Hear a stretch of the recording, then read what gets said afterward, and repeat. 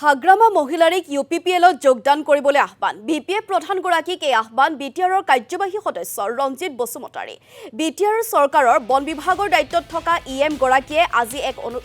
অনুষ্ঠানত অংশগ্ৰহণ কৰি হাগ্ৰামা মহিলাৰীলৈ আগবঢ়ালে দুটাকৈ অফাৰ ওদালগুৰি বৰনদী অভয়াৰণ্যৰ সজাগতামূলক সভাত উপস্থিত থাকি ৰঞ্জিত বসুমতাৰীয়ে কয় ৰাষ্ট্ৰীয় দলৰ সৈতে মিত্ৰতা কৰিবলৈ যোৱাতকৈ UPPLৰ সৈতে মিত্ৰতা কৰি BTRত শান্তি শৃংখলা অটুট ৰখাত সহায় কৰক তদুপৰি UPPLত যোগদান কৰিলে BTCৰ প্ৰাক্তন মুৰব্বীগৰাকীক PWD আৰু জলসিঞ্চন বিভাগৰ দায়িত্ব অৰ্পণ কৰিব বুলিও মন্তব্য কাৰ্যবাহী সদস্য ৰঞ্জিত বসুমতাৰীৰ উল্লেখযোগ্য যে BTR নিৰ্বাচনৰ প্ৰাক মুহূৰ্ততে এতিয়া বড়োলেণ্ডত চলিছে বাকযুদ্ধ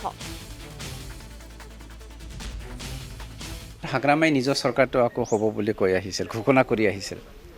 আজি মই স্পষ্ট ভাষাৰে ক'ব বিচাৰিছোঁ হাগ্ৰামাই BPF দলটো ডিফাং কৰি পেলাই শেষ কৰি পেলাই ডিজলভ কৰি পেলাই এটা ৰাষ্ট্ৰীয় দলৰ লগত যোগ হ'বলৈ গৈ আছে মই অনুৰোধ কৰিব বিচাৰিছোঁ আপুনি ৰাষ্ট্ৰীয় দলত যোগ হোৱাতকৈ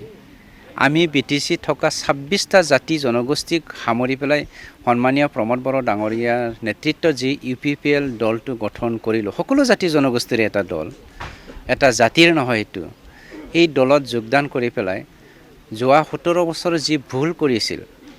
সেই ভুলটো শুধৰাবৰ কাৰণে UPPL দলত যোগদান হৈ যাওক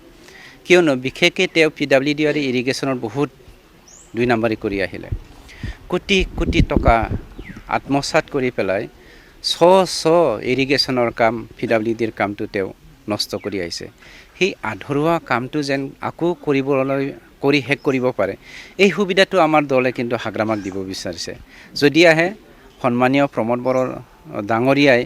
অহাবাৰো চিফ হ'ব হাগ্ৰামাক আমি ইৰিগেশ্যন আৰু PWDৰ EM দিবৰ কাৰণে প্ৰস্তুত হৈ হাগ্ৰামাই নিজৰ চৰকাৰ